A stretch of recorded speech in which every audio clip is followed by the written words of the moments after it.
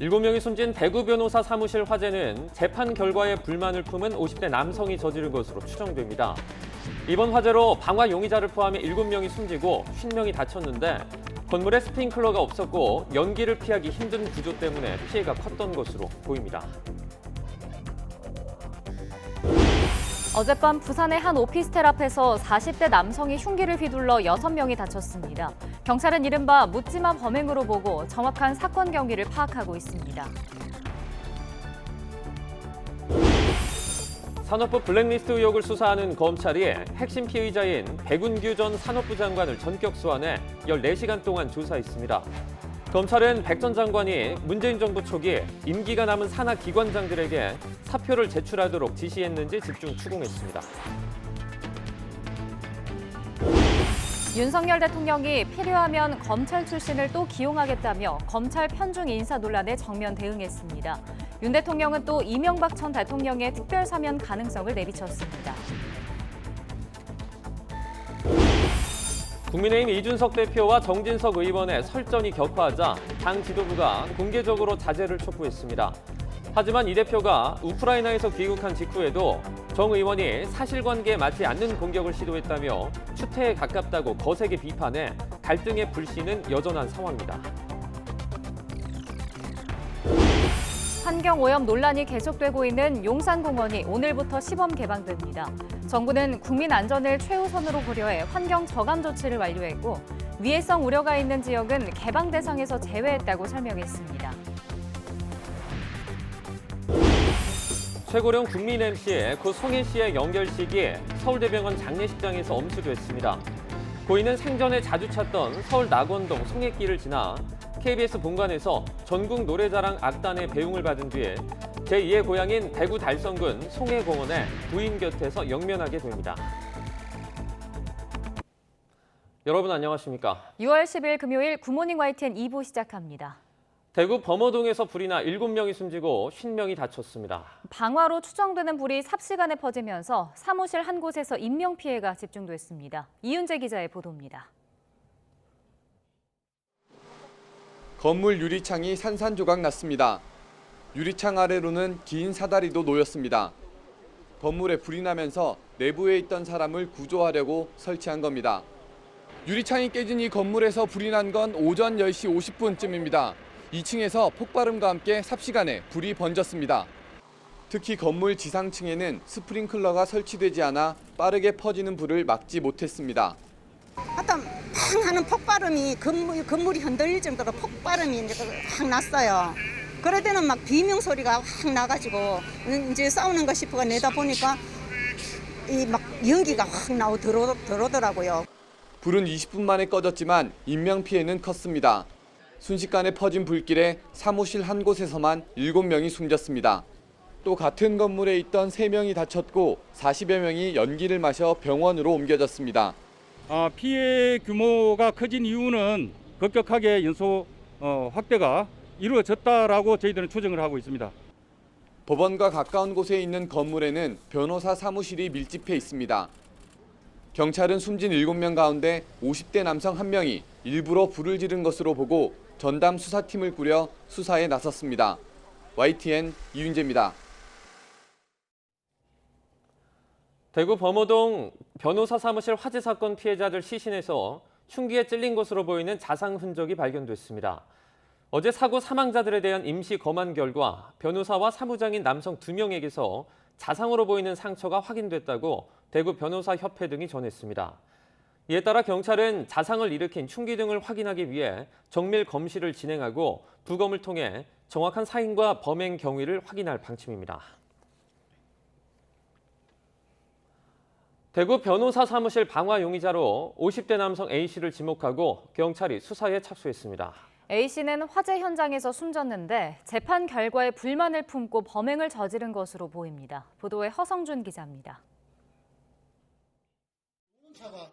한 남성이 흰색 천으로 감싼 물건을 들고 건물 계단을 올라갑니다. 2층으로 들어가면서 뭔가를 꺼내더니 곧이어 내부에서 시커먼 연기가 치솟습니다. 혼비백산한 사람들이 뛰쳐나오고 번쩍하는 섬광과 함께 CCTV도 작동을 멈춥니다. 남자가 들어간 곳은 불이 시작된 2층의 변호사 사무실. 이곳에서 직원 6명을 포함해 모두 7명이 한꺼번에 변을 당했습니다. 경찰은 CCTV 등을 확인해 방화 용의자로 50대 남성 A씨를 지목했습니다.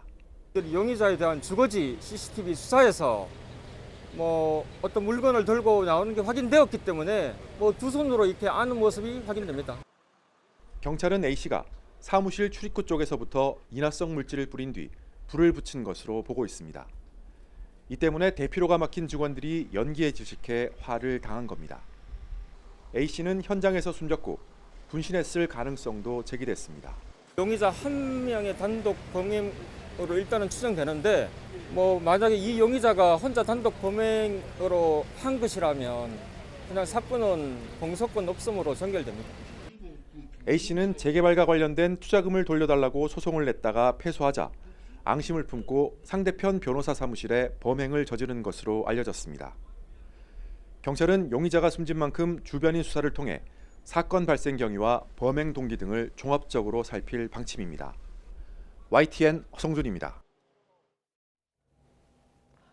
어젯밤 부산의 오피스텔 앞에서 40대 남성이 흉기를 휘둘러 6명이 다쳤습니다. 경찰은 이른바 묻지마 범행인 것으로 보고 가해자를 상대로 정확한 경위를 조사하고 있습니다. 김다연 기자가 단독 보도합니다. 부산 전포동의 오피스텔 앞 도로 곳곳에 핏자국이 선명합니다. 어젯밤 11시쯤 40대 남성 A씨가 휘두른 흉기에 행인 등 6명이 다쳤습니다. 이 가운데 5명은 병원으로 옮겨졌는데 지금까지 모두 생명에 지장은 없는 걸로 확인됐습니다. A씨는 지나가는 시민이나 음식점 안에 있던 손님에게 달려들어 무차별로 흉기를 휘두른 거로 전해졌습니다. 앞에 한 분이 목을 잡고 이렇게 누워 계셨고 다른 분은 이제 팔을 잡고 앉아 계셨어요. 칼 휘두르면서 다가왔는데 저는 도망갔고요. 시민 신고로 A씨가 경찰에 체포되면서 상황은 종료됐지만 큰 참변으로 이어질 뻔한 아찔한 순간이었습니다. 가해 남성은 오피스텔 입주민으로 범행 당시 음주 상태는 아니었던 걸로 알려졌습니다. 경찰 조사에서 A씨는 범행 동기를 명확하게 설명하지 못하고 횡설수설하는 걸로 파악됐습니다. 경찰은 A씨를 특수상해 혐의 등으로 붙잡아 정확한 경위를 조사하고 있습니다. YTN 김다연입니다. 새 정부 요직에 검찰 출신을 잇따라 임명한 것을 두고 논란이 커지는 것과 관련해 윤석열 대통령은 법률가들이 갈 만한 자리에만 배치했다고 강조했습니다. 이명박 전 대통령에 대해선 장기간 수감 생활은 맞지 않는다며 특별 사면할 뜻을 내비쳤습니다. 직접 들어보시죠. 한 달 됐다, 1년 됐다에 대한 특별한 소감 같은 거 없이 살아온 사람이고 열심히 해야죠. 지금 시급한 현안들이 한두 가지가 아닙니다. 후보 시절에 이명박 전 대통령 사면이 필요하다고 말씀하셨는데 혹시 그 생각을 여전히 유효하신 건지요? 그럼 20몇 년을 수감 생활을 하게 하는 건 안 맞지 않습니까? 과거의 전례에 비추어서라도. 네. 권성동 대표한테 검사 출신도 기용하지 않겠다고 말씀하신 거 아니십니까? 공정거래위원장. 글쎄 필요하면 또 해야죠.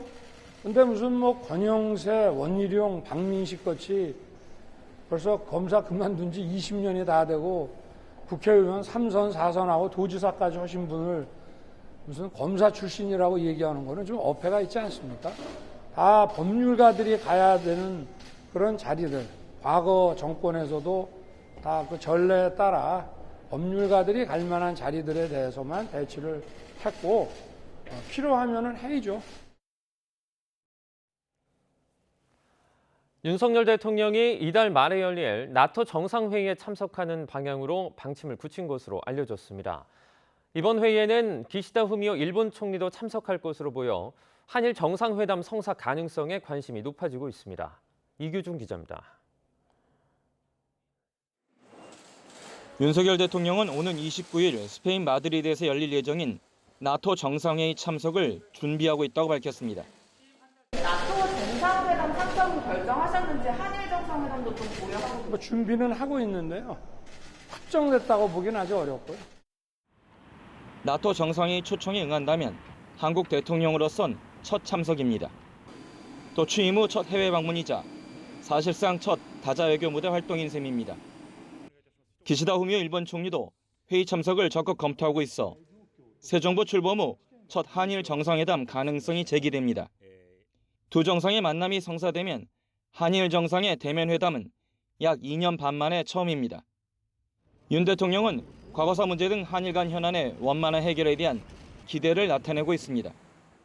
과거사 문제에 대해서는 어떤 미래에 대한 협력 차원에서 한일 간에 그 문제가 저는 원만하게 잘 풀릴 것으로 예상하고 있습니다.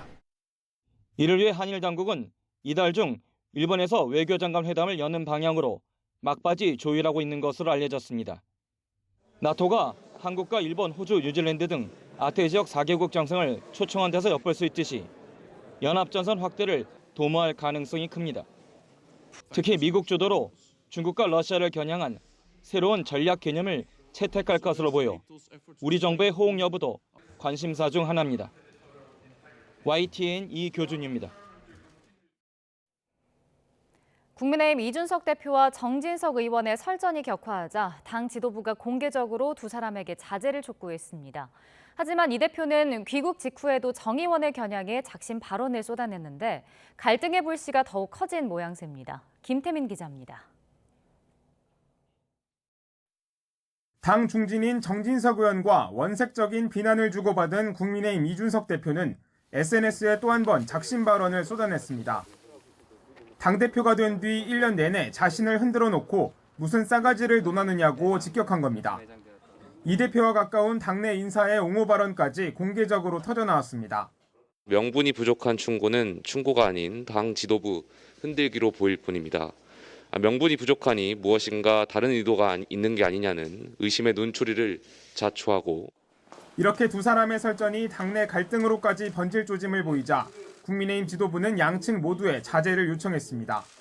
논의 자체가 양측의 감정 싸움으로 비화하는 것은 적절치가 못하다. 이제는 더 이상의 그런 소모적인 논쟁을 하지 않는 것이 좋겠다는 것이 제 개인적인 의견입니다. 이후 정진석 의원이 이 대표에 대한 공개 비판을 자제하는 모습을 보이며 휴전 상태에 접어드나 싶었지만 우크라이나 방문을 마친 이 대표는 귀국 직후부터 정 의원을 겨냥해 거친 발언을 이어갔습니다. 분란을 일으키자는 목적이 강했던 것으로 보이기 때문에 저는 그 자체에 대해 가지고 심각한 문제의식을 가지고 있습니다. 정치적 공격을 가하는 것은 적어도 여당 소속의 저 국회부 의장이 해서는 안 될 추태에 가깝다. 갈등의 불씨가 다시 커진 가운데 오는 14일 열리는 국민의힘 의원총회가 주목받고 있습니다. 이 대표가 띄운 혁신위원회가 민감한 공천규칙 변경을 들고 나올 경우 반발 수위가 올라갈 수도 있기 때문입니다. 특히 이른바 혁신 논쟁은 당내 주도권 다툼은 물론 2024년 총선 공천권을 둘러싼 차기 당권 경쟁과도 맞물려 있어서 여당 내 갈등의 뇌관으로 떠오르고 있습니다. YTN 김태민입니다. 더불어민주당에선 오는 8월 전당대회 지도부 선출 방식을 두고 개파 간 신경전이 가열되고 있습니다. 재선 의원들이 당대표와 최고위원을 함께 선출하는 집단지도 체제를 요구하자 친이재명계가 반발하고 나서는 등 벌써 삿바 싸움이 치열합니다. 보도에 박기환 기자입니다. 전국선거 연패로 위기에 몰린 당 수습 방안으로 민주당 재선 의원들이 뜻을 모은 건 통합형 집단지도체제로의 회귀입니다. 다양한 목소리들을 그러니까 지도부에서 논의되고 이러는 것이 훨씬 더 지금 국민들에게 우리 당의 변화와 혁신에 더 걸맞는 모습, 지도체제라고 생각을 한 것입니다. 전당대회에서 당대표와 최고위원을 분리해 뽑는 현재 방식에서 득표 1등이 당대표, 2등부터는 최고위원이 되는 이전 방식을 요구한 겁니다. 이렇게 되면 계파별로 다양한 세력이 지도부에 입성해 당대표에게 집중된 권한이 최고위원들에게 분산될 가능성이 커집니다. 당장 강경파와 친이재명계에선 반발이 터져나왔습니다. 계파 정치가 우려된다, 현실적으로 쉽지 않다며 즉각 반박했습니다. 지금 이 제도가 만들어지기까지의 과정이 있기 때문에 순수 집단 지도체제로 가려면 거기에서 발생되는 비효율과 문제점 이걸 또 어떻게 극복할지에 대한 대안이 분명하지 않으면 쉽지 않지 않나 그런 생각이에요. 친명계는 또 전당대회에서 대의원 비중은 줄이고 권리당원 비중을 높여야 한다고 거듭 주장했습니다. 대선 직후 이재명 의원 지지세에 따라 권리당원 가입이 증가한 만큼 이 의원의 당권 도전에 유리한 방식을 쟁점화하는 겁니다. 대의원표가 고정되어 있는 상태에서 권리당원이 계속 늘어나다 보니까 권리당원이 늘어나면 늘어날수록 계속 그 권리당원과 대의원의 표의 가치가 달라져 버리는 겁니다. 여기에 친문 진영에선 지방선거 참패 책임을 거론하며 친명계를 향한 견제 수위를 끌어올렸는데 비상대책위원장에 내정된 우상호 의원은 전당대회 규정 변경은 당내 상당수 공감이 있어야 한다고 일단 선을 그었습니다. 어떤 게 더 좋다 이렇게 말하기 어렵죠. 그때 역사적인 성격에 따라서 우리가 지도체제를 채택해 왔는데 지금 지도체제를 바꾸려면 당내 구성원들이 상당수가 아마 공감을 해야 되지 않을까 이렇게 생각합니다. 벌써부터 전당대회 룰을 놓고 개파 간 유불리에 따라 양보 없는 삿바 싸움이 펼쳐지면서 차기 당권을 둘러싼 신경전이 한층 가열될 전망입니다. YTN 박기환입니다.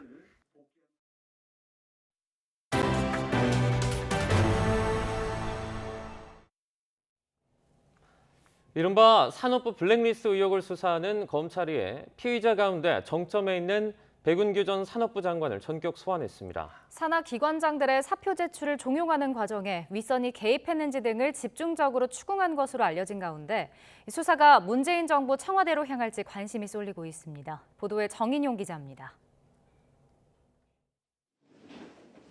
검찰이 이른바 산업부 블랙리스트 의혹의 핵심 인물인 백운규 전 산업부 장관을 처음으로 불러 조사했습니다. 환경부 블랙리스트 사건 유죄 확정 판결 이후 검찰이 본격적으로 강제 수사에 착수한 지 2달여 만입니다.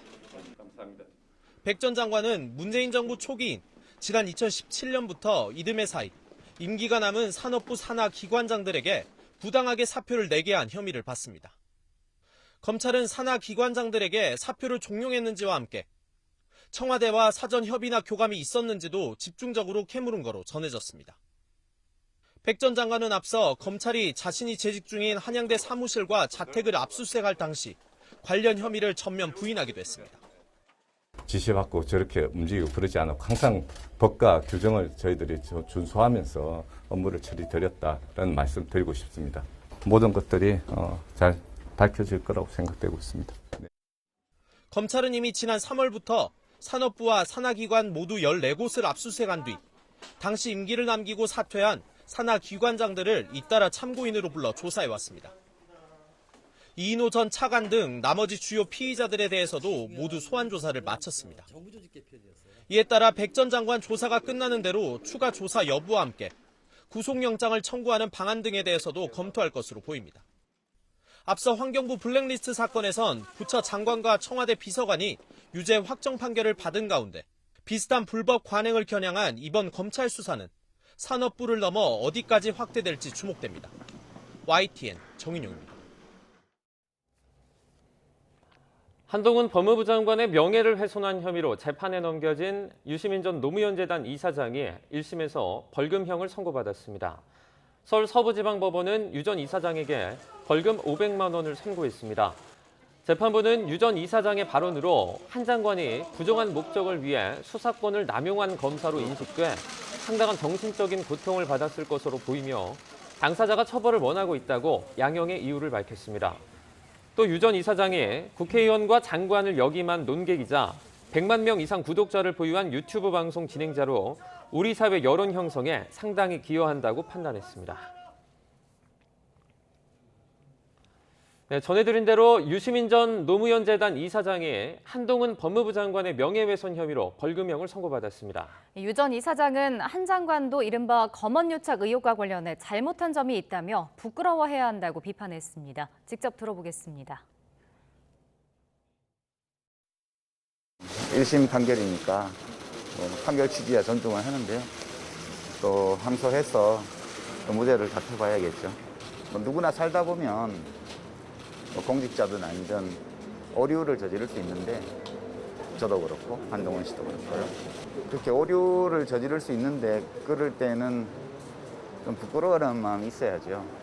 맹자 말씀인데 무소지심 비있냐라는 말이 있죠. 그러니까 잘못을 했을 때 부끄러워하는 마음이 있어야 돼요.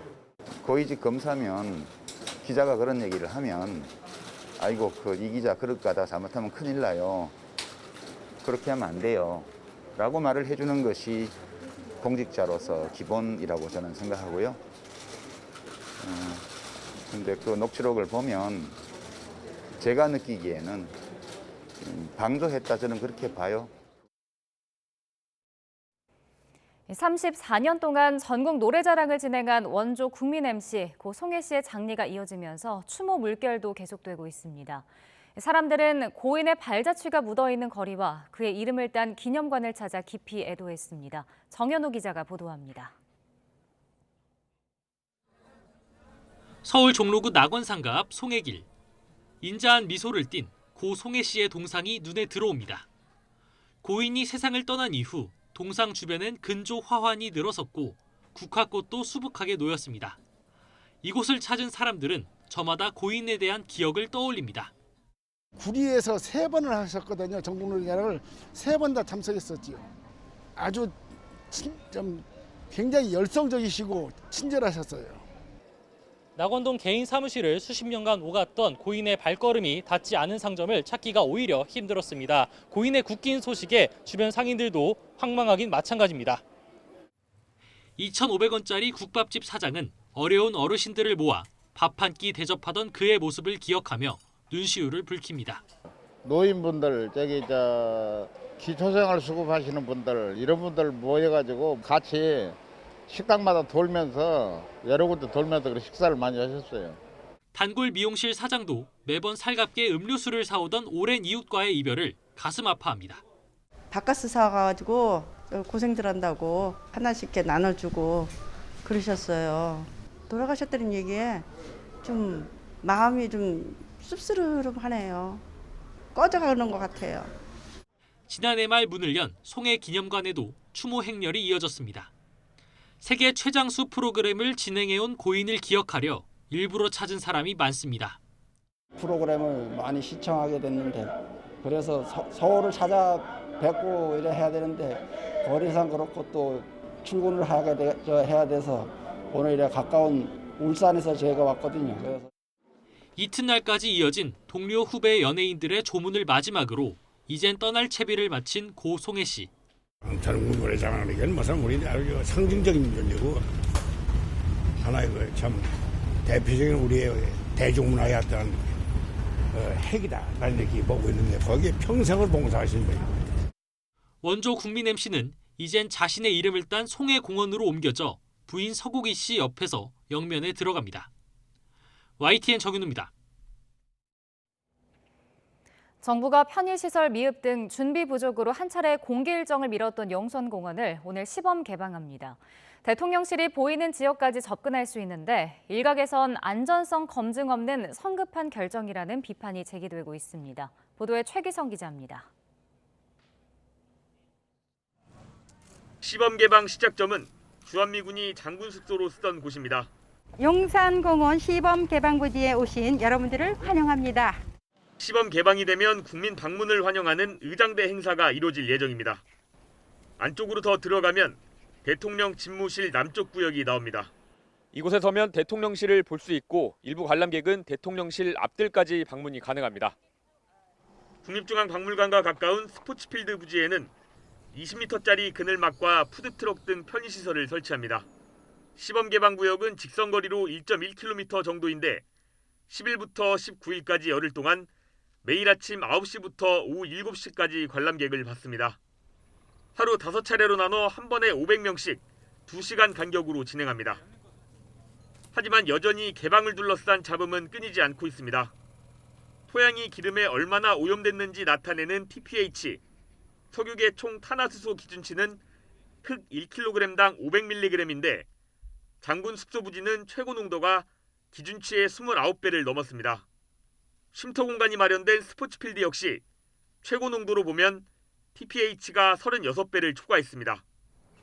환경단체들은 정부가 체류 시간을 2시간으로 정해놓은 것 자체가 위험성을 인정한 셈이라면서 고엽제 문제처럼 시간이 지난 뒤 건강 이상이 생길 수 있다고 주장합니다.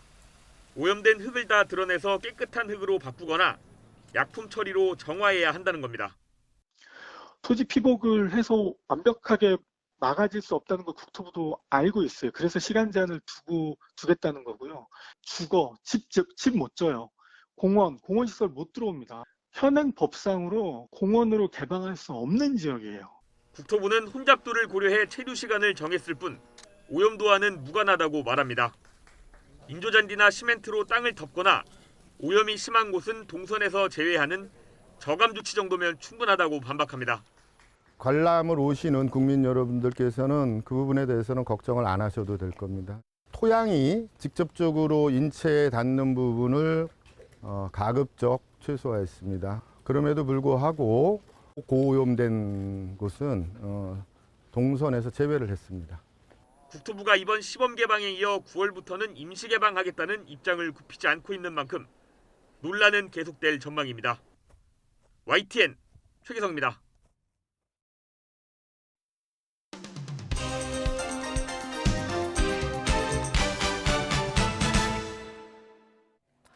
네, 6월 10일 금요일입니다. 오늘 아침 신문은 어떤 소식을 다루는지 짚어보겠습니다. 이현웅 아나운서가 주요 내용 정리했습니다. 어서 오세요. 안녕하십니까? 네, 먼저 어제 있었던 대구 참사 소식부터 보도록 하겠습니다. 네, 여기 사진을 보시면요. 이제 연기가 조금 보이고요. 이 건물 외벽에 비상계단이 보이고 그 위에 사람들이 올라가 있는 모습을 보고 있습니다. 구조를 기다리는 모습 같은데요. 예, 당시 상황이 어땠는지를 잘 보여주는 사진입니다. 어제 방화로 용의자 포함해서 총 7명이 사망을 했고요. 또 네. 50명이 다친 것으로 전해집니다. 사망자는 모두 203호에서 나온 것으로 알려졌는데 이 사진 오른쪽에 그래픽을 보면 당시의 모습을 그래픽으로 표현을 해두었습니다. 네. 이 사무실에는 용의자가 들어오면서 모두 8명이 있게 됐는데요. 용의자는 출입문 앞을 막고 방화를 한 것으로 보입니다. 그렇기 때문에 직원들이 도망을 치고 싶어도 피할 수 있는 방법이 없었다고 하고요. 네. 김모 사무장만이 필사적으로 탈출에 성공해서 관련 증언을 했는데 범인이 같이 죽자 이렇게 외친 후에 인화 물질에 불을 붙였다고 당시 상황을 설명했습니다. 그리고 옆방에 있었던 202호에 있던 한 남성은 용의자로 추정되는 사람이 격양된 고함을 친 다음 폭발음과 함께 지진이 난 것처럼 건물이 흔들렸다 이런 얘기를 했고요. 또 비명도 크게 들려왔다고 이야기했습니다. 이렇게 시작된 불이 22분 만에 꺼졌습니다. 그렇게 길다고 볼 수는 없는데 그럼에도 사상자가 이렇게 많이 발생한 건 건물이 화재에 취약했기 때문으로 보고 있습니다. 이 건물은 1995년에 사용 승인이 났는데요. 당시 규정에 따라서 지하에만 스프링클러가 설치가 됐고 지상에는 스프링클러가 없었다고 합니다. 그리고 또 현행법상 6층 이상 건물은 의무적으로 스프링클러를 설치하도록 되어 있는데 이 건물은 5층까지이기 때문에 여기에도 해당하지 않았습니다. 네. 또 사무실 창문도 작아서 연기 배출이 원활하지 않았던 것으로 보이고요. 각 층 사이의 통로도 좁아서 2층에서 발생한 연기가 순식간에 위쪽까지 번진 것으로 추정이 됩니다. 소방 관계자는 비상통로 등 잘 확보돼 있었는지 등을 조사할 계획이라고 합니다. 네, 다음 기사입니다. 오늘로 이제 윤석열 대통령이 취임한 지 한 달이 됐습니다. 신문들이 이제 그동안을 평가한 어떤 기사들을 많이 써내렸는데요. 예. 분위기가 좀 어떻습니까? 네, 그렇습니다. 당연히 모두 다 좋을 수도 없고 모두 다 또 나쁘게 볼 수도 없겠습니다. 네. 경향신문은 국정 운영의 명암이라면서 좀 비교하는 기사를 썼는데요. 하나씩 보도록 하겠습니다. 먼저 소통이 늘어났다는 점을 가장 눈에 띄는 변화로 꼽았습니다. 네. 도어 스태핑이라고 부르죠. 출근길에 약식 기자회견을 하는 장면, 저희도 진행될 때마다 전해드리고 있습니다. 이때 나오는 메시지가 또 주요 뉴스거리가 되는 경우도 많지 않습니까? 지금까지 총 12번 진행을 했는데 시간이 짧아서 많은 사안에 대해서 자세하게 다루지는 못하지만 그래도 기자들이 대통령과 직접 질의응답을 자주 나눌 수 있다는 것은 분명히 큰 변화로 보입니다. 네. 자, 이렇게 소통은 강화가 됐는데요. 기사에서는 인사 분야에서는 마이웨이를 고집하는 또 불통이 드러났다 이런 얘기도 하고 있었습니다. 이 얘기는 제가 따로 설명을 드리지 않아도 아마 다 잘 아실 것 같습니다. 한편 통합과 분열이란 측면도 다뤘는데요. 지난 5.18 기념식 때 모습 아마 많이들 기억하실 것 같습니다. 보수 정부에서 여당 의원 다수와 함께 대통령이 KTX를 타고 기념식에 참석하는 모습은 통합을 향한 강한 메시지로 해석됐습니다. 하지만 행사장이나 연설 외적으로 보자면 여전히 분열의 모습도 많이 보인다고 평가를 했는데요. 앞서 말했던 인선 갈등이나 아니면 법무부 인사정보관리단 출범 등에서 충분한 협치가 이루어지지 않았다고 평가했습니다. 네. 앞으로 이제 통합을 위한 행보도 좀 기대를 해보도록 하겠습니다. 네. 다음 기사 보겠습니다. 네, 검찰 출신의 인사 논란과 관련해서 이제 윤석열 대통령이 미국도 그렇다 이런 표현을 해서 또 다른 논란을 낳았는데요. 실제 이 기사는 그 실제 사례와 비교를 한 기사죠. 네, 그렇습니다. 정말 그런지 바이든 정부와 비교를 한 기사를 경향신문이 담고 있었는데요. 네. 이 대상이 되는 인물들은 바이든 정부 출범 100일 동안 임명된 고위직 30명이었습니다. 네. 이 중에 검찰 출신 인사가 6명이었다고 하는데요. 30명 중에 6명이면 한 20% 정도. 그러니까 120여 명 자리 중에 14명을 임명한 윤석열 정부보다 비중이 더 크다고 볼 수가 있겠습니다. 네. 뭐 이렇게만 보면 야 정말 이거 대통령 말대로 미국도 그렇게 하는구나 이렇게 느낄 수도 있겠는데요. 근데 기사에서는 조금 더 자세히 면밀히 들여다볼 필요가 있다고 말하고 있습니다. 이 6명 중에 3명 법률 관련 업무를 맡았습니다. 네. 법무부 장관, 법무부 차관, 그리고 보훈부 장관의 법률 고문 자리를 맡은 겁니다. 그리고 또 다른 3명 역시도 검찰 출신이긴 하지만 검찰색은 옅고요. 의원직을 오래 하거나 주지사 경력을 통해서 임명된 측면이 크다는 점을 주목하고 있었습니다. 또 이들이 미국에서 민주당 정부가 집권할 때 주로 중용이 되긴 했지만 그렇다고 대통령의 사람은 아니다라는 점도 함께 짚고 있었습니다. 네. 어제 우리가 같이 본 그 기사에서도 핵심은 검찰 출신이란 점이 아니라 검찰 출신 중에서도 윤석열 사단이라는 점이다. 이 부분에 또 집중을 했었는데요. 그 부분을 다시 한번 조명을 한 겁니다. 또 이 기사 마지막에는 미국식을 강조하는 윤석열 대통령이 그 인사의 다양성이라는 측면에서는 미국식을 참고하지 않고 있다 이렇게 비판하기도 했는데요. 네. 앞서 본 미국 고위직 30명 중에서 14명은 여성이었고요. 또 백인이 아닌 사람도 10명이란 점을 언급하면서 이 서오남이라고 하죠. 서울대 50대 남성 중심이었던 윤석열 대통령의 인선과 뚜렷하게 대비된다고 표현했습니다. 네, 알겠습니다. 다음 기사 보도록 하겠습니다. 네, 여기 보시면 한동훈 법무부 장관의 사진이 보이고요. 이제 제목에는 촉법소년 연령 하향 추진. 이와 관련해서 어떤 갑론을박이 벌어지는 것 같은데요. 네, 설명해 주시죠. 그렇습니다. 윤석열 대통령의 대선 공약이자 또 국정 과제로 제시한 촉법소년 기준 연령 하향을 한동훈 장관이 추진할 전망입니다. 네. 앞서서 리포트로도 전해드렸는데요. 이 한국일보에 따르면 최근 열린 법무부 간부 회의에서 한 장관이 촉법소년 연령 하향을 속도감 있게 검토하라 이렇게 지시했다고 합니다. 하지만 이에 대해서 학계에서는 신중해야 한다는 의견도 나오고 있는 상황인데요. 청소년에 대한 형벌을 강화한다고 해서 무조건 범죄가 줄어드는 점이 아니다 얘기하고 있고요. 네. 또 촉법소년 범죄가 점점 흉포화한다라는 주장은 일부 보도 등이 집중 조면된 측면이 있다 이렇게 얘기를 하고 있었습니다. 일찍이 청소년들이 범죄자로 낙인되면 교화 가능성이 낮아지고 또 재범으로 이어질 가능성도 배제할 수 없다는 얘기들 하고 있었고요. 다만 법무부는 이런 우려를 인식하고 있다면서 정교하게 준비할 것이라고 얘기하고 있습니다. 한 장관은 경미한 범죄는 지금처럼 소년부로 송치될 거라고 얘기했는데요. 성폭력 등 일부 강력범에 대해서 보다 엄격하게 기준을 적용하겠다는 얘기하고 있습니다. 네. 이제 막 첫걸음을 뗐다고 볼 수가 있겠는데요. 앞으로 이 논의가 어떻게 전개될지 조금 더 지켜봐야겠습니다. 네, 다음 기사 보도록 하겠습니다. 이제 오늘부터 19일까지 용산공원이 임시 개방되지 않습니까? 이와 관련해서 사실 오염 논란도 많이 있었는데요. 신문은 어떻게 다루고 있습니까? 네, 그렇습니다. 서울신문에 나온 기사인데요. 기사는 처음에 시작을 이렇게 합니다. 서울 한복판에 있음에도 120년 넘도록 한국인의 발길이 허락되지 않은 곳. 이렇게 용산공원을 소개를 하고 있었습니다. 네. 지난 7일에는 기자단에게 미리 이 용산공원을 선보인 바 있는데요. 그때 당시에 분위기가 기사에 실려 있는데 마치 1950년대 미국 소도시를 옮겨놓은 듯하다. 그런 풍경이다 얘기하고 있었습니다. 네. 과거 미국에서 유행하던 양식의 건물도 볼 수 있다고 하고요. 또 영어 표지판 같은 것들을 보면 그런 분위기가 연출이 된다고 합니다. 또 대통령실 쪽을 바라보면 고층 건물이 하나도 없이 넓게 펼쳐진 잔디밭과 하늘을 함께 볼 수가 있다는데 야 정말 서울이 맞나 이런 생각이 든다고 하고요. 네. 기사에서도 용산공원의 하이라이트다 이렇게 그 장관을 표현하고 있었습니다. 네. 하지만 그럼에도 말씀해 주신 것처럼 오염물질 논란은 계속되고 있는데요. 국토부 측은 토사 피복 조치를 했고 그럼에도 오염된 곳은 동선에서 제외했다 얘기하고 있지만 우려가 쉽게 가라앉지는 않고 있는 상황입니다. 네, 말씀해 주신 것처럼 오염 관련해서 걱정이 되긴 하지만 한번 가보고 싶긴 하네요. 네. 네, 다음 기사. 신청을 5일 전부터 받으니까요. 네. 예, 가보고 싶으시면 5일 전 신청하시면 되겠습니다. 제가 한번 직접 신청해서 갔다 와서 또 한번 브리핑을 통해서 전해드리도록 네, 하겠습니다. 마스크는 꼭 쓰고 가시고요. 알겠습니다. 마지막 기사 보겠습니다.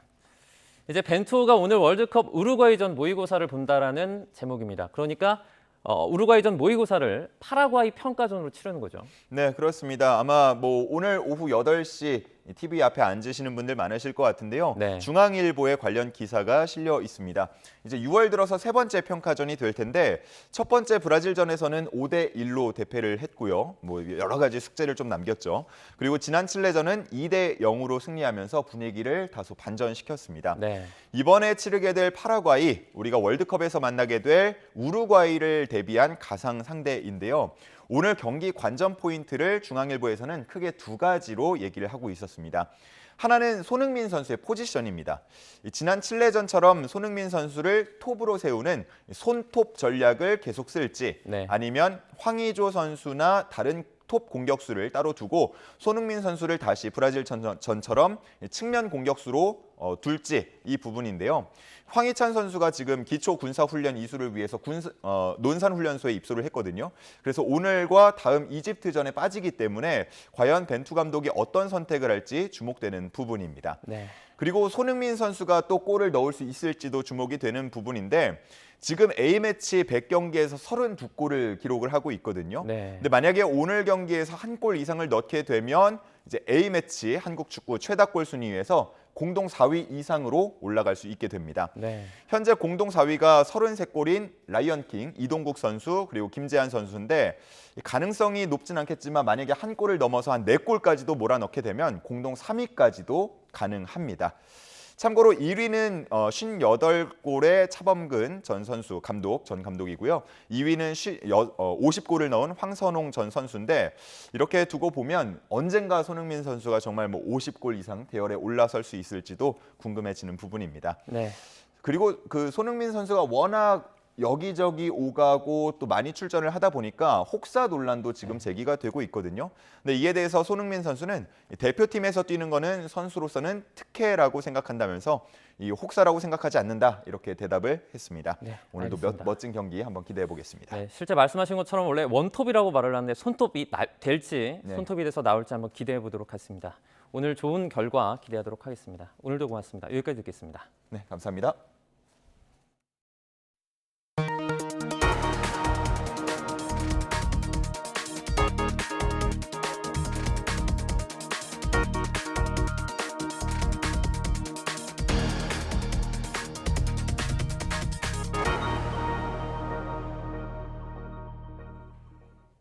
보이스피싱 범죄 피해가 끊이지 않자 피해자가 신청하면 돈이 이체된 계좌 입출금을 즉시 정지하는 보호 조치도 강화됐습니다. 하지만 역으로 이 점을 악용한 신종 보이스피싱 수법이 또 등장해서 주의가 필요합니다. 임성재 기자가 보도합니다. 지난해 2월 자영업자 이준 씨는 중고거래 사이트를 통해 만난 남성에게 20돈짜리 금팔찌를 팔고 계좌로 대금 560만 원을 받았습니다. 그런데 며칠 뒤 갑자기 계좌가 먹통이 됐습니다. 보이스피싱 피해자가 입출금 정지를 신청해 거래가 막힌 겁니다. 구매했던 사람하고 연락이 안 되고 제가 좀 더 알아보니까 이게 사기였구나라고 생각이 드니까 엄청 막막했어요.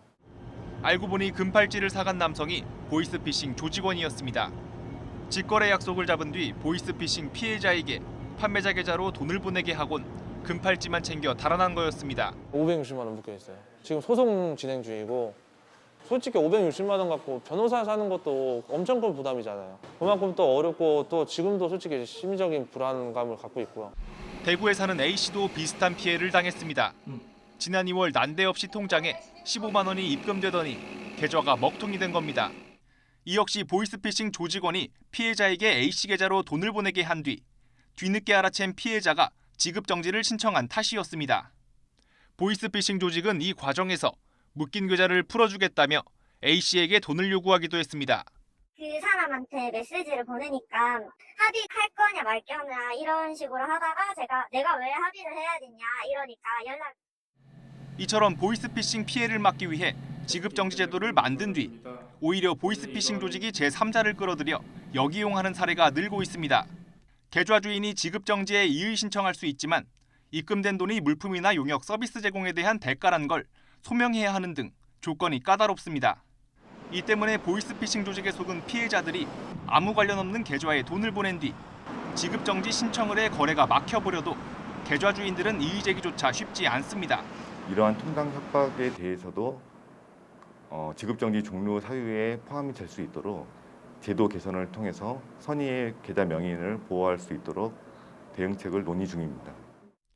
최근 3년간 국민권익위에 접수된 관련 민원만 2만 건에 육박할 정도로 기승을 부리는 보이스피싱. 수법도 날로 고도화돼 우려를 키우고 있습니다. YTN 임성재입니다. 오늘은 다시 30도 안팎의 낮더위가 기승을 부리겠습니다. 오늘 서울의 한낮 기온은 29도로 어제보다는 4도나 높아지겠는데요. 기온이 크게 오르는 오후에는 대기 불안정이 심해지며 중부와 경북 내륙 곳곳에는 요란한 소나기도 지나겠습니다. 나오실 때는 우산 꼭 챙기셔야겠습니다. 예상되는 소나기의 양은 5에서 많게는 40mm로 지역 간의 편차가 무척 크겠고요. 이 돌풍과 벼락을 동반하는 곳도 있겠습니다. 현재 기온 살펴보도록 하겠습니다. 현재 서울 기온은 17.3도, 대전도 17.3도, 대구는 15.6도를 보이고 있습니다. 낮 동안 내륙은 덥겠고 동해안 지방은 상대적으로 선선하겠는데요. 오늘 서울의 한낮 기온은 29도, 대전과 대구는 30도까지 오르겠고요. 포항과 울산은 25도 선에 머물겠습니다. 주말인 내일도 30도 안팎의 더위 속에 내륙 곳곳으로는 소나기가 지날 전망입니다. 지금까지 날씨 정보였습니다.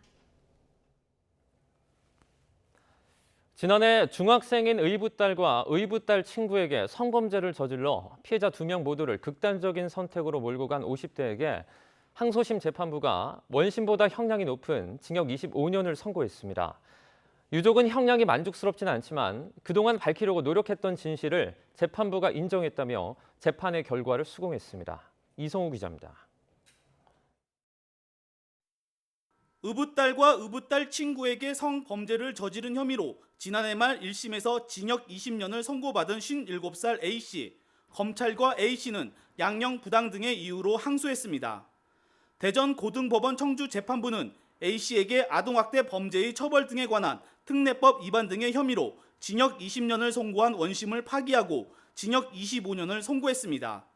항소심 재판부는 1심과 달리 의붓딸을 상대로 한 범죄 혐의를 친족 관계에 의한 유사 성행위와 강제추행이 아닌 강간으로 인정했습니다. 재판부는 피고인이 의붓딸을 건전하게 양육할 의무를 저버리고 피해자 모친이 집에 없는 틈에 욕망을 위해 범행을 저질렀다고 밝혔습니다. 이어 피해자들이 주어진 현실을 더 이상 못 견디고 함께 극단적인 선택을 하는 주요 원인이 됐다고 양형 이유를 설명했습니다. 피해 여중생 유족은 항소심 재판 결과에 대해 형량이 만족스럽지는 않지만 그동안 제기했던 A씨의 혐의를 재판부가 인정한 점은 다행이라고 밝혔습니다. 무기징역을 처해달라고 계속 탄원서를 냈었는데 사실 그거에 무기징역은 안 나오고 현재 25년은 나왔는데 사실 두 아이가 밝히고 있던 진실은 판사님이 다 직시하셨으니까 그것만으로 만족합니다. A씨는 지난해 초 자신의 의붓딸과 딸의 친구를 상대로 성범죄를 저지르거나 학대한 혐의로 재판에 넘겨졌습니다. 피해 여중생 2명은 피해를 호소하다가 지난해 5월 12일 청주시 오창읍의 한 아파트에서 극단적 선택으로 생을 마감했습니다. 피해 여중생 유족은 대법원 상고 여부와 관련해 검찰 측의 판단에 맡길 계획입니다. YTN 이성우입니다. 대학원생 제자를 추행한 혐의로 기소된 전직 서울대 교수가 2년여 만에 열린 국민참여재판에서 무죄를 선고받았습니다. 일부 행동에 문제가 있었지만 처벌할 정도로 죄가 증명되진 않았다는 건데 피해자는 여전히 높은 법원의 문턱 앞에 자신이 거짓말쟁이로 몰렸다고 호소했습니다. 나혜인 기자입니다. 3년 전 서울대 학내를 뜨겁게 달궜던 서서문학과 교수 A씨의 성추행 의혹 사건. 해외 학회 동행길에 몸을 만지고 억지로 팔짱을 끼게 했다는 대학원생의 폭로에 학생들의 단식 농성과 동맹 휴업이 잇따랐습니다. 가해 교수 파면으로 학생 인권 지켜내자.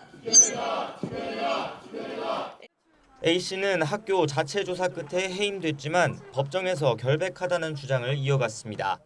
공소 사실처럼 3차례 신체 접촉이 있었던 건 맞지만 그게 정말 수치심을 일으키는 추행이었는지 시민 판단을 받아보겠다며 국민 참여 재판을 요청했습니다. 뚜렷한 물증이 없는 성범죄 사건의 특성은 A씨에게 상대적으로 유리했습니다.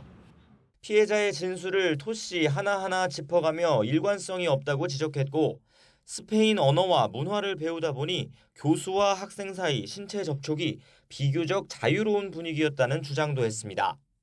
성추행 피해를 봤다면 피해자가 왜 바닷가에서 웃으며 사진을 찍느냐고, 왜 2년이 지나서야 고소했느냐고 묻기도 했습니다. 그 이후에 바닷가 간 것도 아니기 때문에 그거를 증거로 사용한 거는 너무 부당하다고 생각합니다. 만약에 피해자가 다음 날 아니면 다다음 날 바닷가를 갔다고 하면 그게 뭐가 문제되는지.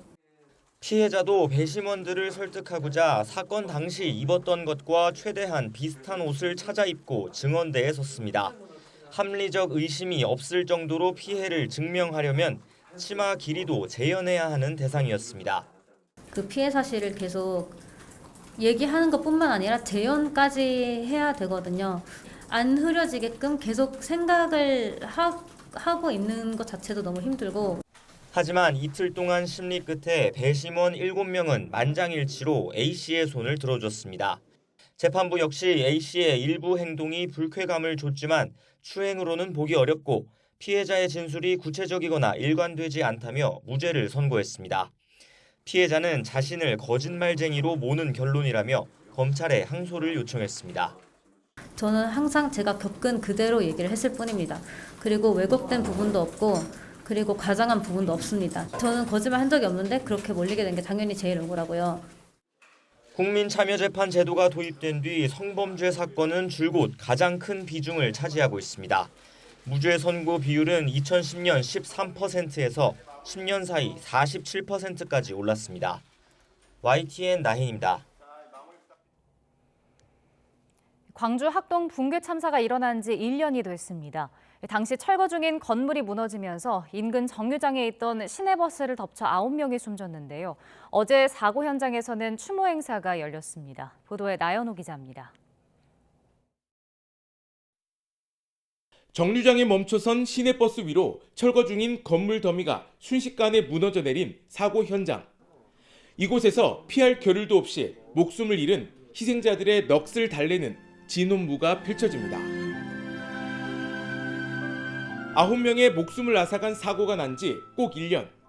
참사가 벌어진 시각인 오후 4시 22분에 맞춰 묵념이 이뤄집니다. 일동 묵념.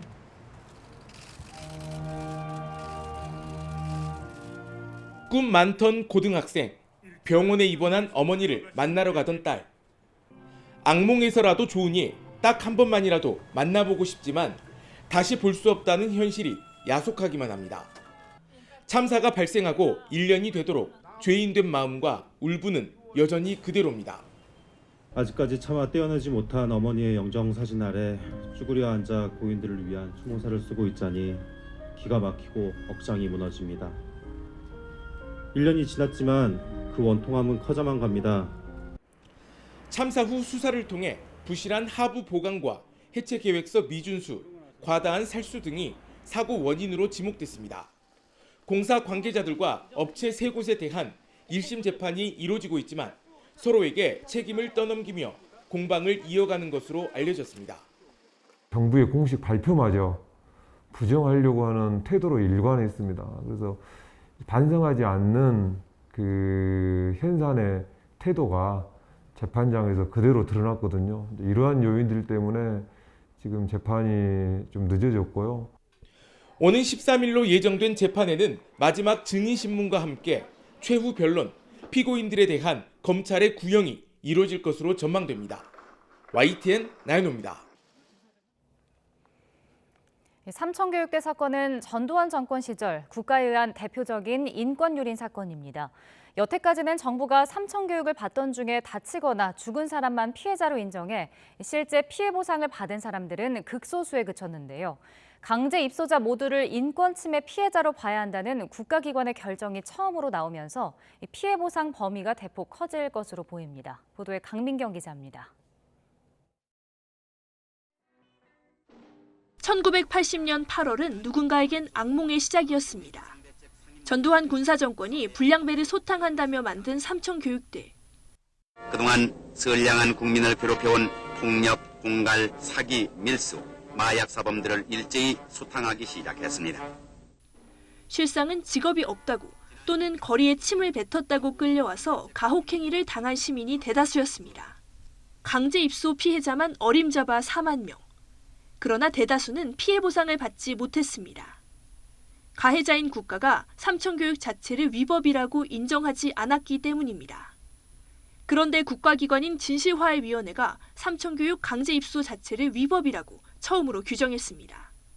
2018년 대법원이 삼청교육의 법적 근거인 계엄포고 13호를 위법으로 판단한 후에 국가기관이 처음으로 삼청교육대를 인권침해 사건이었다고 공식 인정한 겁니다. 가장 이번에 포괄적으로 인권 침해라고 하는 점을 인정했다는 점에서 상당히 좀 의미 있는 성과라고 생각을 합니다. 진실화위원회는 또 지난 2004년 만들어진 삼청교육 피해자법상 피해자의 범위도 입소자 전체로 확대해야 한다고 권고했습니다. 현행법상 삼청교육 피해자는 다치거나 사망한 자로 제한되어 있습니다. 이에 따라 지금까지 피해자로 인정을 받은 사람은 강제 입소자의 9% 수준인 3,600명에 불과합니다. 진실화해위원회 권고에 따라 법이 개정된다면 4만여 명의 입소자와 가족들은 국가를 상대로 명예회복과 손해배상을 위한 소송에 적극적으로 나설 걸로 보입니다. 국가에서 잘못한 걸 인정을 했단 말이에요. 보상법을 통과를 시켜줘서 우리가 보상을 받고 가족들도 정신적인 피해를 입으면 이것도 통과를 국회에서 시켜줘야 된다고. 40여 년간 후유증에 시달리면서도 불량배란 꼬리표를 달고 평생을 살아야 했던 삼청교육 피해자들. 이번에는 제대로 된 사과와 보상을 받을 수 있을지 관심이 쏠립니다. YTN 강민경입니다.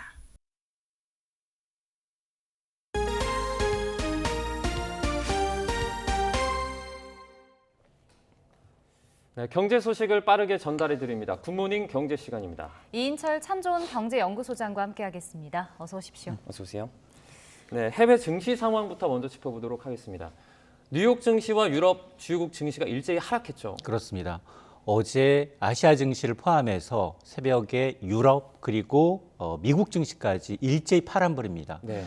미국 증시가 하락폭이 가장 컸습니다. 역시 가장 큰 이슈는 물가, 인플레이션입니다. 오늘 새벽에 가장 뉴스를 미쳤던 건 이제 유럽중앙인데요. 네. 유럽중앙은행이 이번 달은 기준금리를 동결했지만 7월, 9월 순차적으로 금리를 올리겠다라고 강력하게 경고를 한 겁니다. 네. 7월에는 25베이시스 포인트 금리 인상하지만 9월은 인플레이션 시장 봐가면서 그 이상 인상할 수도 있다라고 얘기를 했는데요. 네. 자, 이렇게 되면 유럽은 사실 그동안 2011년 이후 금리를 한 번도 올린 적이 없어요. 네. 2011년 이후에 11년 만에 처음인데 예금 기준금리가 마이너스 0.5. 경기 부양 위해서 돈 빌려줄 때 부대 비용 안 받겠습니다. 네. 돈만 빌려가 주세요라고 돈을 풀었는데 7월부터는 양적 완화도 안 하겠다는 겁니다. 이렇게 되니까 미국에 이어서 유럽까지 긴축에 들어가네. 글로벌 긴축 우려감이 뉴욕 증시를 지배했습니다. 뉴욕 증시 특히나 이제 나스닥 지수의 경우에는 2.75%. 상당히 좀 하락폭이 좀 커서 아마 지금 오늘 뭐 시장 준비하시는 분들 조금 긴장을 하셔야겠습니다. 네, 뭐 물가 인플레이션 우려가 계속 이렇게 커지고 있는데 국제유가 소식도 있더라고요. 3개월 만에 배럴당 120달러를 돌파했습니다. 근데 아직 뭐 정점에 이르지 않았던 그런 전망도 나오는데 뭐 여름에는 150달러를 넘어설 가능성이 있다 이런 얘기까지 나오더라고요. 맞습니다. 사실 새벽에 마감한 뉴욕 상업거래소에서의 국제유가는 소폭 떨어졌어요. 네. 소폭 떨어졌는데 너무 고점에 대한 차익 매물, 여기다가 중국 상하이시가 일부 지역에서는 주말 동안 다시 봉쇄 들어갈 수 있다라는 소식으로 약보합으로 마감을 했지만 여전히 배럴당 120달러 선을 넘어서고 있습니다. 네. 지금 서부 텍사스산 중진룩과 이제 북해산 브렌트의 경우에는 지난 이제 2월 24일 러시아가 우크라이나 침공한 이후에 지금 30% 이상 급등한 상황이거든요. 네. 휘발유 가격은 이미 뭐 사상 최고치를 경신하고 있는데 네. 그럼에도 불구하고 말씀하셨던 것처럼 국제유가가 하락보다는 상승 쪽의 전망이 더 무게가 실리는 이유가 네. 여름철 성수기예요. 2년 동안 억눌렸던 여행 소비가 폭발적으로 늘고 있거든요. 네. 여기에 이러다 보니 미국의 경우에는 발표되는 주간 원유 재고가 늘상 부족합니다. 당초 네. 예상보다 재고가 수준이 떨어지고 있고 그리고 뭐 중국 상하이시 일부 지역이 뭐 봉쇄에 들어간다 하더라도 전반적으로 중국에 대한 도시 봉쇄령이 풀리다 보니까 여름철 수요가 가파르게 늘 수밖에 없다. 공급은 역시 미온적입니다. 네. 오페크 플러스가 하루에 64만 배럴 이상 7월부터 증산하겠다라고 하지만 이건 하루 전체 세계 소비량의 0.7% 수준입니다. 네. 자, 그러다 보니까 지금 상품 시장에 특히 국제유가 잘 맞히는 쪽집게 누구라고 보십니까? 투자은행 중에. 골드만삭스. 골드만삭스가 비교적 이 상품 시장의 전망을 잘하거든요. 네. 여기서 뭐라고 얘기했냐면 다음 달부터 9월 사이에 국제유가는 배럴당 140달러 선을 넘어설 수 있다. 다만 야 국제유가 너무 비싸서 나 지금 차 운행 안 할 거야. 이 심리적 마지노선이 어느 정도냐. 국제유가가 배럴당 160달러는 넘어서야 사람들이 조금 유가가 너무 많이 올라서 차량 운행이 좀 줄어들 수 있다라고 보고 있는데 네. 여기에 또 JP 모건에 이 유명한 CEO가 있어요. 제이미 다이먼. 이분이 또 상품 시장에 대해서 한마디를 했는데 국제유가가 최고 배럴당 175달러까지 도달할 수 있다는 거거든요. 상당히 높네요. 그렇습니다. 지금까지 역사상 국제유가 최고가를 꼽으라면 2008년 글로벌 금융위기 당시에 배럴당 150달러가 네. 전고점입니다. 네. 이제 저희가 유가 얘기를 하다 보면 조금 전에 말씀하셨지만 미국의 휴가철에 중국의 어떤 도시봉쇄령 해제까지 정말 엎친 데 덮친 격이라는 생각이 안 들 수가 없습니다. 그러면 이렇게 되면 사실 휘발유 값도 2,000원을 훨씬 뛰어넘어서 더 오를 가능성도 있지 않습니까? 맞습니다. 지금 경유 가격은 이미 사상 최고치를 경신하고 있는 상황이고요. 네. 그리고 휘발유 가격 역시 지금 최고가가 어느 정도였느냐. 2018년 4월에 2,062원이 최고가였어요. 네. 근데 어제 이 가격을 봤더니 오피넷의 가격을 봤더니 휘발유 가격이 2,047원입니다. 15원 남았어요. 15원. 네. 자, 지금 이러다 보니까 지금 모처럼 해외여행 계획하신 분들 되게 많거든요. 예. 아마 항공권 가격에 놀라고 여기다 유류할증 가격에 2번 놀라요. 네. 지금 유류할증이라는 건 이제 이 유가 변동 시에 대해서 항공권에 별도로 부과되는 부감인데 싱가포르의 이 현물 가격이 반영이 됩니다. 싱가포르의 이제 항공유 가격 평균 가격 갤런당 국내선은 한 120센트일 때 국제선의 경우는 150센트를 기준으로 해서 구간별로 부과가 되는데 최고 구간 19개 단계 가운데 지금 최고 구간이에요. 그래서 아마 7월부터는 국내선 타더라도 제주도 가실 때도 지금 유리할증료가 19,800원, 2만 원 더 내야 돼요. 2만 원 네. 가까이. 그리고 국제선의 경우에는 역대 최고치, 장거리 노선의 경우에는 유리할증료만 최대 왕복 60만 원 가까이 더 내야 합니다. 네, 비싸네요. 네. 알겠습니다. 자, 저희 연일 전해드리고 있는데요. 이 전 세계 스태그플레이션 우려가 커지고 있는 상황인데 일단 한국은행은 우리나라 스태그플레이션 가능성이 좀 작다고 봤어요. 맞습니다. 저도 사실은 한국은행의 입장에 동의합니다. 네. 사실 그 세계은행이 이제 반세기 만에 1970년대식 스태그플레이션이 우려가 된다. 세계 여러 국가에서라고 이제 단서를 달고 있는데 우리나라는 아직은 아니다라는 건데요. 왜냐? 스태그플레이션이라는 건 이제 이 저성장 속의 물가, 고물가가 동시에 찾아오는 건데 이 저성장이라는 건 어느 정도 저성장이냐? 전기 대비 마이너스를 2번 연속해야 되는데 네. 우리는 1분기에 플러스 성장했어요. 네. 0.6%이긴 하지만 물론 미국은 마이너스 성장입니다.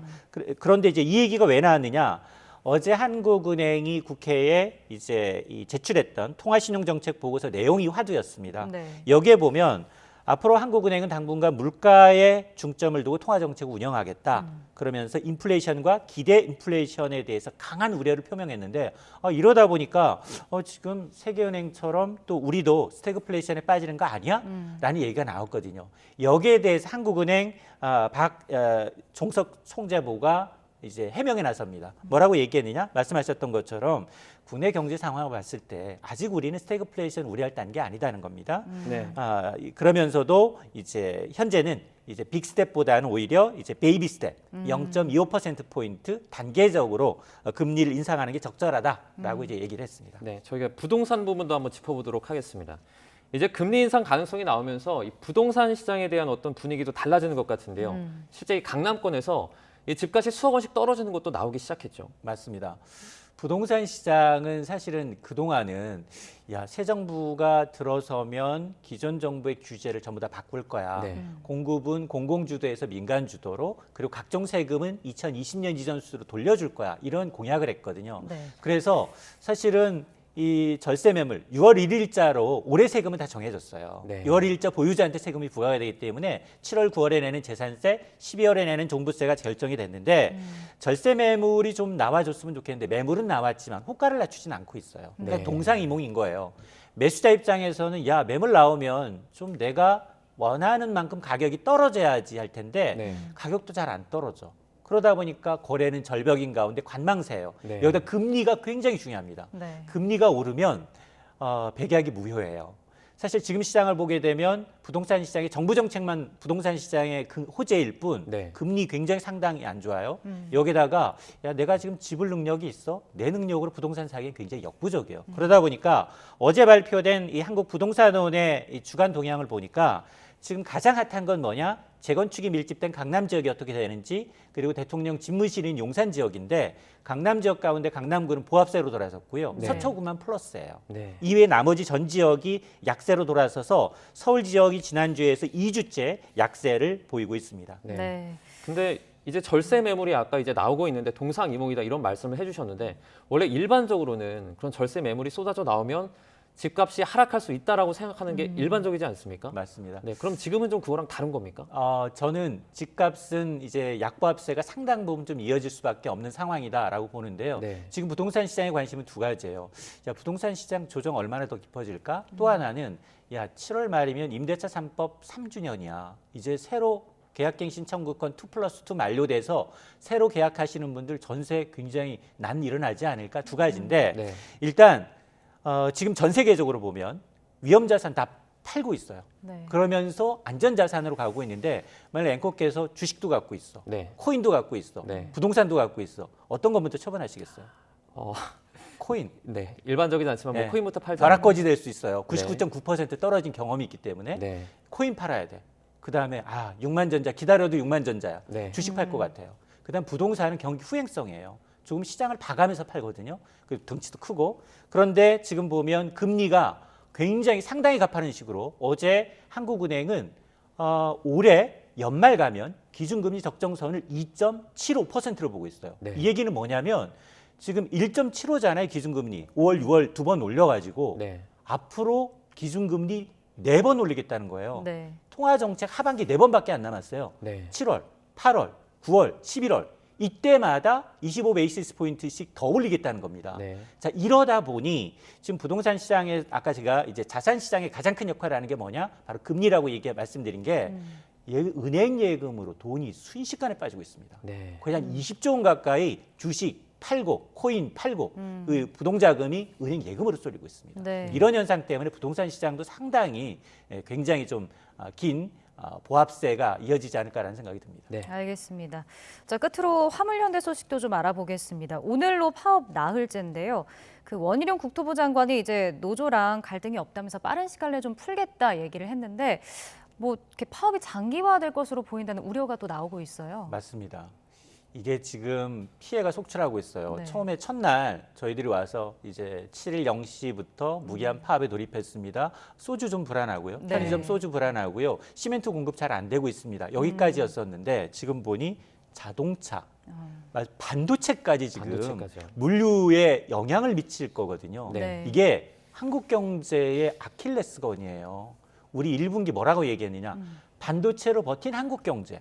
근데 반도체의 물류가 막히게 되면 신체의 혈류가 막히는 거거든요. 네. 그러다 보니 국토부 입장이 바뀌었어요. 네. 그동안은 야 이거 우리가 논의할 문제 아니야. 국회에서 좀 논의해라고 토스했는데 급해진 거예요. 사흘 남을 넘어지니 원희룡 국토부 장관이 나서서 지금 뭐 사나흘 정도 피해는 어느 정도 예측했기 때문에 대비를 했다. 네. 그러나 지금 이게 너무 오래 가면 이제 굉장히 부작용이 심할 수 있기 때문에 지금 의미 있는 대화가 이제 진행되고 있다라고 하는데 정말로 좀 거국적인 차원에서 정말 이제 합의를 좀 이루어졌으면 좋겠습니다. 네.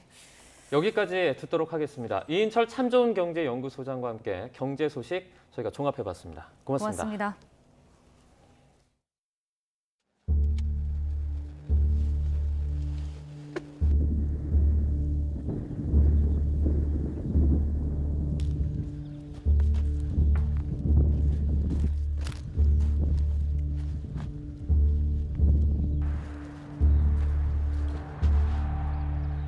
Можно вам вопрос задать? Вам не страшно ответить? Я отсюда никуда не уеду.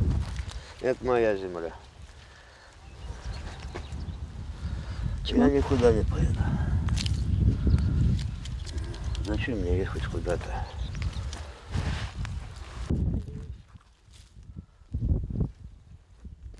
Каждый день бубух со всех сторон. Ну а что сделаешь? Жить надо, выживать как-то.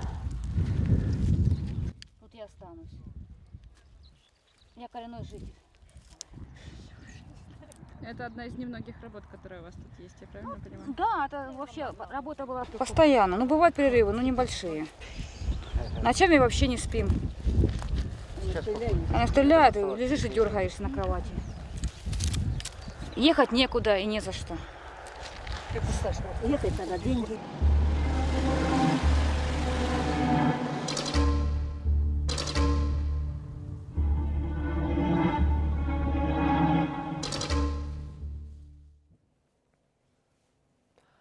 우크라이나군을 도와서 러시아와의 전쟁에 참전했다가 포로가 된 영국인 등 용병 3명에게 사형이 선고됐습니다. 영국 정부가 강력히 반발하는 가운데 우크라이나 내 친러시아 주민 보호라는 침공의 정당성을 찾기 위한 러시아의 작업이 본격화하는 모양새입니다. 이동원 기자의 보도입니다.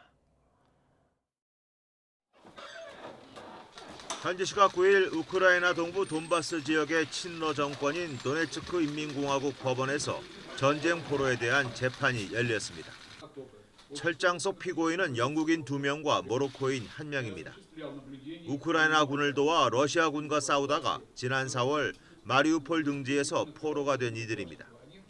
재판부는 이들에게 사형을 선고했습니다. 용병 행위와 정권 찬탈 혐의 등을 이유로 들었습니다. 그러면서 선고 하루 전 이들이 혐의를 인정하는 화면을 공개했습니다. Your Honor, can you tell him yesterday I misunderstood. There was a misunderstanding. I was confused, and I want to take away my not guilty and change it to guilty. 재판부는 이들이 한 달 안에 항소할 수 있다고 덧붙였습니다. 영국 정부는 사형 선고는 전쟁 포로에 대한 국제법 위반이며 정치적 목적을 위해 이들을 악용하는 것이라고 강력히 비난하고 석방을 요구했습니다. This is just the latest disgusting act by Vladimir Putin's regime and his affiliates. What we need now is the Russian authorities to release these individuals. 하지만 러시아는 그동안 용병은 전쟁 포로로 대우하지 않겠다고 공언해 왔습니다. 또 수사당국이 포로로 잡힌 우크라이나 군인들을 상대로 러시아계 민간인 등에 대한 범죄 행위 개입 여부를 조사하고 있다고 밝혔습니다. 우크라이나 내 러시아계 주민에 대한 가혹 행위를 침공의 이유로 내세웠던 러시아가 침공 정당화 작업에 나서고 있습니다. YTN 이동원입니다. 건강 이상설이 끊이지 않고 있는 푸틴 러시아 대통령이 자신을 제정 러시아의 피터 대제에 비유하며 우크라이나 침공을 정당화했습니다. 푸틴 대통령은 처음엔 스웨덴 영토로 인정을 받던 상트페테르부르크가 피터 대제가 수도로 삼으면서 러시아의 영토로 굳어졌다고 강조했습니다. 보도에 이상순 기자입니다. 푸틴 러시아 대통령이 피터 대제 탄생 350주년을 맞아 열리는 상트페테르부르크 국제경제 포럼에 앞서 청년 창업가들과 만났습니다. 상트페테르부르크는 피터 대제와 푸틴 대통령의 고향입니다. Он когда заложил новую столицу, ни одна из стран Европы не признавала эту территорию за Россией. 원래 러시아 땅인데 영토로 인정받지 못했던 상트페테르부르크를 그렇게 되찾았다는 겁니다. Петр I Северную войну 21 год вел. Казалось бы, там воевал со Швецией, что-то отторгал. Ничего не отторгал. Он возвращал. 푸틴 대통령은 영토 회복이라는 피터 대제의 원칙이 지금도 중요하다고 강조했습니다. 우크라이나를 침공한 자신을 피터 대제에 비유한 겁니다. Если мы будем исходить из того, что вот эти базовые ценности составляют основу нашего существования, мы, безусловно, преуспеем в решении задач, которые перед нами стоят. 푸틴 대통령은 자신이 집권하는 동안 피터 대제나 스탈린처럼 영토를 넓히겠다는 야심을 갖고 있다는 평가를 받아왔습니다. 하지만 올해 10월 만 70세가 되는 푸틴 대통령은 그동안 혈액암과 파킨슨병 등에 걸렸다는 의심을 받았고 최근엔 건강 이상설이 더욱 증폭되고 있습니다. YTN 이상순입니다. 러시아의 우크라이나 침공으로 러시아와 서방 사이에 군사적 긴장이 고조된 가운데 양측이 지금 발트해와 인근 지역에서 군사훈련을 하고 있어 관심을 모으고 있습니다. 김원배 기자입니다. 러시아 국방부는 발트 함대가 올해 훈련 계획에 따라 9일부터 발트해와 러시아 서부 역외 영토인 칼리닝그라드에서 전술 훈련에 들어갔다고 밝혔습니다. 훈련의 목적은 함대 지휘부의 준비 태세와 전투력 제고, 공조 강화, 함대 승조원 전투 연습 등이라고 설명했습니다. 발트 함대에 소속된 약 60척의 군함과 40여 대의 전투기와 헬기, 약 2,000대의 각종 군사 장비 등이 이번 훈련에 투입된다고 소개했습니다. 훈련은 이달 19일까지 계속됩니다. 발트해에서는 지난 5일부터 북대서양 조약기구 나토 14개 회원국과 최근 나토 가입 의사를 밝힌 핀란드, 스웨덴이 참여하는 발톱스 22 훈련이 열리고 있습니다. 1972년부터 매년 진행한 발톱스 훈련에는 올해 함정 45척, 항공기 75대, 병력 7,500여 명이 참여하고 있습니다.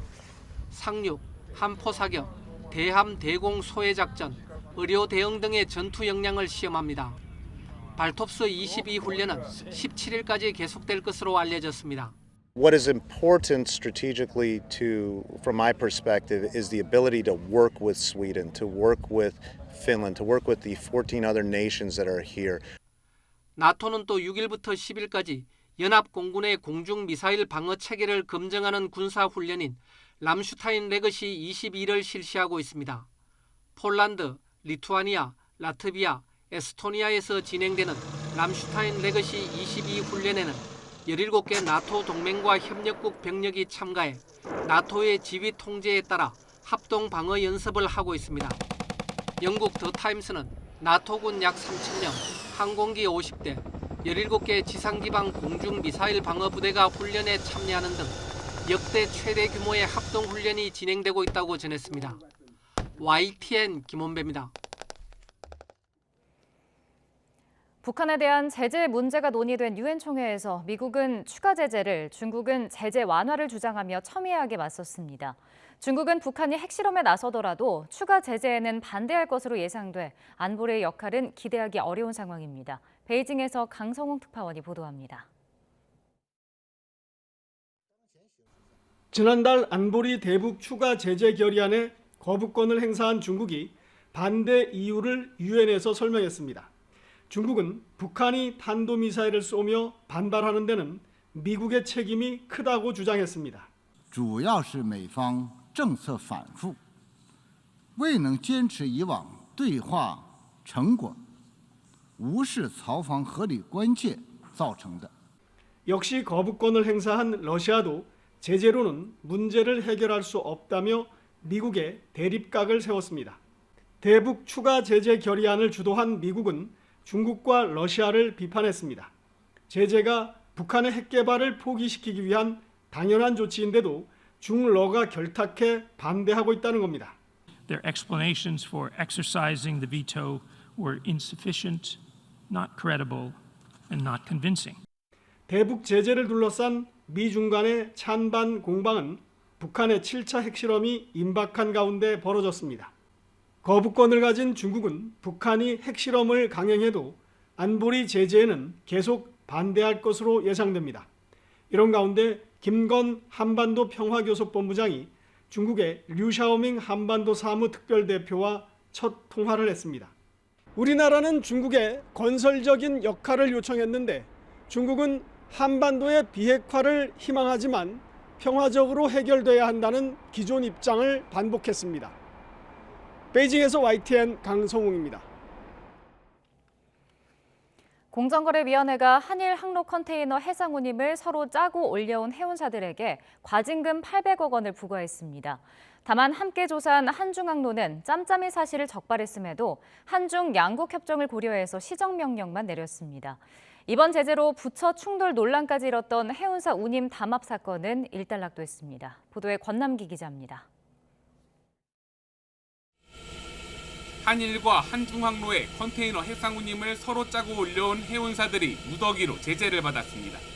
담합은 17년 가까이 이어졌는데 이들 해운사는 백사슬 올려받기 위해 최저 운임을 도입하거나 서로의 거래처를 뺏지 않기로 약속했습니다. 여기에 더해 자신들의 소비자인 화주들에 대한 보복도 서슴지 않았습니다. 화주들이 요금 인상에 따라주지 않거나 다른 배를 이용하면 화물 실기를 거부했는데 삼성과 LG 같은 대기업도 이런 보복을 피하진 못했습니다. 해운사들은 짬짬이의 결과로 한일 항로의 경우 지난 2008년 한 해에만 620억 원의 수익을 올리는 등 수입을 늘렸습니다. 앞서 한 동남아 항로 담합에 1,000억 원 가까운 과징금을 부과했던 공정위는 한일 항로에 대해선 15개 업체에 800억 원을 부과했습니다. 다만 한중항로는 시정명령에 그쳤습니다. 한중 양국 간에 지난 1993년 해운협정을 맺고 선박 수입량 등을 협의해왔다는 이유입니다. 그런 해운협정이나 해운회담이나 여러 가지 어떤 특수성을 감안했을 때는 어떤 경쟁 제한 효과, 그다음에 파급 효과 등이 상대적으로 한일이나 한동남아보다 좀 미약하다. 그런 관점에서 공정거래법 적용 대상이냐를 두고 공정위와 해수부의 공개적인 다툼으로까지 이어졌던 해상 운임 담합 사건은 이번 제재로 마무리됐습니다. 정부는 조만간 수출입 화주들의 피해를 막기 위한 개선 방안을 내놓을 예정입니다. YTN 권남기입니다. 건강과 환경에 대한 관심이 높아지면서 육류를 대신하는 식물성 대체육 제품이 늘고 있습니다. 소비자원이 15개 대체육 제품을 조사한 결과 콜레스테롤이 없고 쇠고기 패티보다 단백질 함량도 높아서 영양을 잘 살린 것으로 나타났습니다. 이 맛은 어떤지 이승윤 기자가 취재했습니다. 육류는 물론 달걀과 우유, 생선도 먹지 않는 채식주의자인 비건을 위한 레스토랑. 고기 대신 콩으로 스테이크를 조리 중입니다. 흑마늘이란 이름이 붙어있는 대체육 스테이크입니다. 한번 맛을 보도록 하겠습니다.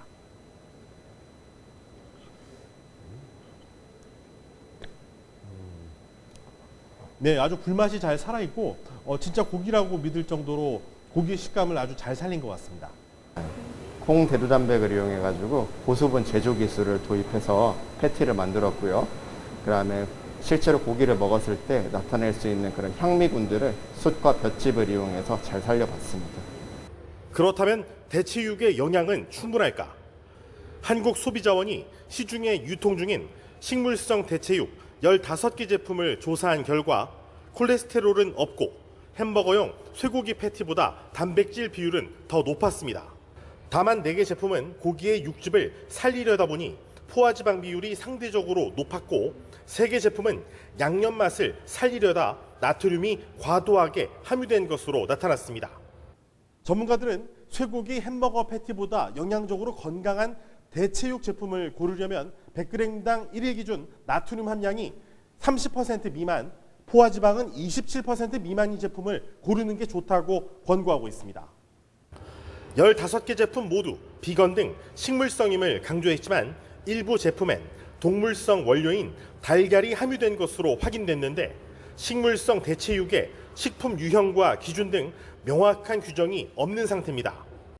소비자의 선택권을 보장하기 위해서는 제품의 원료, 제조 기준 등과 더불어 표시 기준 마련이 필요합니다. 미국 FDA가 연내 대체육 관련 지침 마련에 나선 가운데 소비자원도 관련 부처에 대체육 관련 식품 기준 마련을 요청하기로 했습니다. YTN 이승윤입니다. 미 국방부와 정보기관에 이어 미국 항공우주국 나사까지 UFO 실체 규명에 나섭니다. 나사는 현재 시각 9일 성명을 통해 흔히 UFO로 알려진 미확인 비행 현상, UAP를 연구할 전담팀을 올 가을에 발족한다고 밝혔습니다. 연구팀은 비행선이나 자연현상으로 규명되지 않는 항공 현상에 대한 자료를 과학적 관점에서 수집할 예정이라고 나사는 설명했습니다. 연구는 9개월간 진행될 예정이며 이는 기존 정부 차원의 조사와는 무관하게 독립적으로 이뤄진다고 나사가 전했습니다. 프랑스의 고급 패션 브랜드 생로랑이 오늘부터 오는 12일까지 서울 남산타워 팔각정 광장에서 셀프 프로젝트 전시를 엽니다. 셀프 프로젝트는 생로랑의 크리에이티브 디렉터 안토니 바카렐로가 선정한 아티스트가 셀프라는 키워드를 통해 다채로운 예술을 펼치는 전시로 우리나라에서 열리는 건 처음입니다. 이번 전시에서 우리나라의 이대성 작가를 비롯해 국제자유 보도사진 작가 그룹 매그넘 포토스 소속 작가 등 6명이 참여했습니다. 이대성 작가는 세계적인 권위를 가진 소니월드 포토그래피 어워드를 2번 수상했습니다. 선선했던 어제와 달리 오늘부터는 다시 낮더위가 찾아옵니다. 현재 서울 기온은 18.1도로 어제와 비슷한데요. 한낮에는 29도까지 오르면서 어제보다 4도가량 높겠고요. 반소매 옷차림도 어색하지 않겠습니다. 다만 기온 변화가 심하니까요. 아침, 저녁으로는 얇은 겉옷 챙기셔서 체온 조절 잘 해주시기 바랍니다. 오늘 낮 동안 기온이 크게 오르면서 대기가 불안정해진 내륙 곳곳으로는 오늘도 소나기 소식이 있습니다. 늦은 오후부터 내일 새벽 사이 중부와 경북 북부를 중심으로 5에서 40mm의 소나기가 돌풍과 벼락을 동반해 요란하게 내리겠습니다. 퇴근길 무렵에 소나기가 예상되니까요. 작은 우산 하나 챙기시기 바랍니다. 현재 기온 살펴보면 서울은 18.1도, 대전은 18.8도로 어제와 비슷합니다. 오늘 낮 기온은 서울과 광주 29도, 대전과 대구 30도로 어제보다 2에서 4도가량 높겠고요. 동풍의 영향을 받는 동해안 지방은 25도 안팎에 머물며 비교적 선선하겠습니다. 주말 동안에도 30도 안팎의 더위가 이어지겠고요. 토요일인 내일은 내륙 곳곳에 소나기가 지날 전망입니다. 오늘 낮 동안 전국적으로 자외선이 강하겠습니다. 또한 호흡기에 해로운 오존도 짙어질 것으로 보이니까요. 볕이 강한 오후 2시부터 5시 사이 장시간 야외 활동은 자제해 주시는 게 좋겠습니다. 지금까지 상암동 야외 스튜디오에서 YTN 홍나실입니다. 금요일 아침 굿모닝 YTN은 여기까지입니다. 잠시 후 뉴스라이더가 방송됩니다. 시청해주신 여러분 고맙습니다.